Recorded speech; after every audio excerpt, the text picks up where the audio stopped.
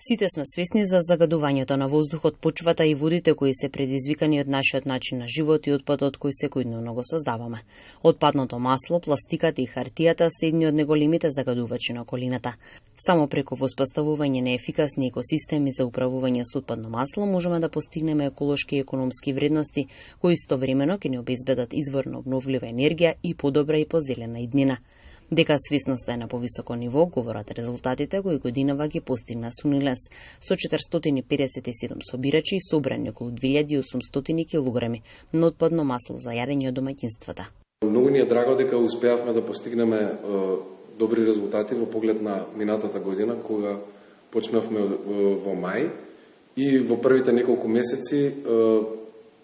системот добро функционираше, меѓутоа немаше толку големи зголемување на собирачите како што очекувавме. Меѓутоа во 2018 година напорот се исплатеше и веќе почнавме да добиваме многу подобри бројки. Па така можам да кажам дека во првите неколку месеци од проектот успеавме да собереме околу 400 кг отпадно масло, додека во текот на целата оваа година околу 2400 кг, значи околу 6 пати се зголеми собраното отпадно масло од домаќинствата. И исто така можам да кажам дека веќе почнавме да создаваме една група на собирачи кои што редовно го враќаат маслото, на кои што многу им благодариме и кои што имаат слични вредности, значи ги делат еколошките вредности и во социјалниот аспект, каде што прават и донации, значи и ја заштитуваат животната средина и при тоа придонесуваат и преку проектот Рециклирај и донирај со донации на половина литар масло за секоја собрана кантичка од 3 литри. Значи, нашата цел е ова да продолжат да се приклучуваат уште повеќе луѓе кои што ги делат овие вредности и кои што имаат висока еколошка свест. Бидејќи многу е лесно да кажеме што можам јас како индивидуа да придонесам кога малце создавам отпадно масло. Меѓутоа, тоа не е така. Бидејќи сите ние дома создаваме различни видови на отпад, меѓу кои отпадното масло, повеќето од нас го создаваат и отпадното масло, и ако сите почнеме да размислуваме во иста насока, со иста визија за чисто општество,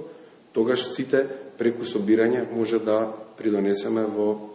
една циркуларна економија и во заштита на животната средина пред се. Поделивме над 800 кантички до сите градинки, од кои што веќе знаеме дека над 450 се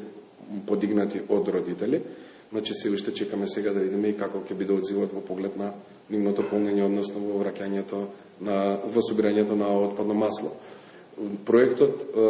јас предвидувам да се прошири доколку има успех како и минатата година и ова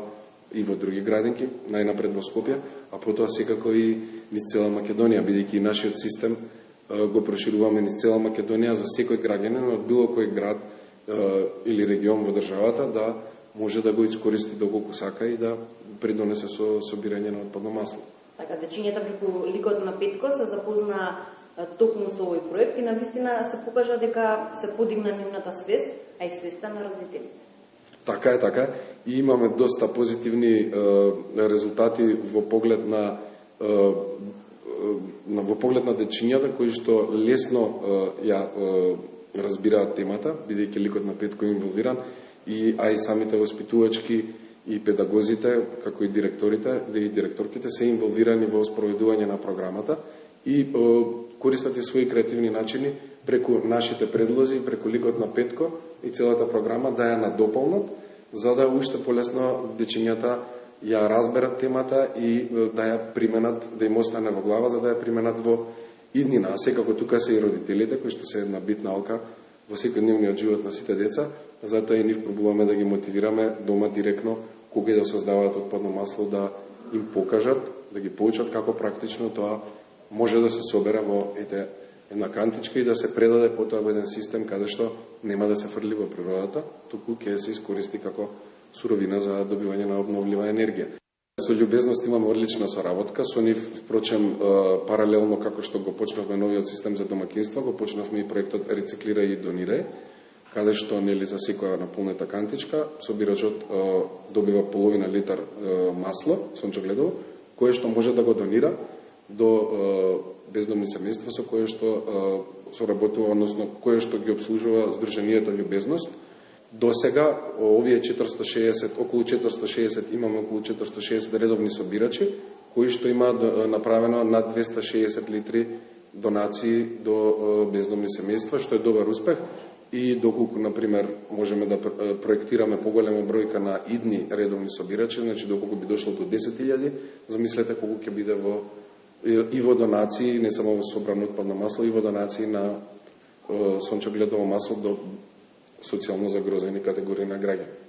Според истражувањето на GoGreen, направено во 2017 година, со преку 300 испитаници, 37% од нив се информирани дека искористеното масло за јадење може да се рециклира. 2% одговориле дека секогаш го одложуваат отпадното масло, 70% го фрлаат во одвод или тоалет, а 20% го собираат и фрлаат со останатиот отпад. Целта на проектот е да се променат бројките во нагорна линија преку едукативни активности и информативни кампањи, насочени кон граѓаните со практични решенија за еколошки вредности.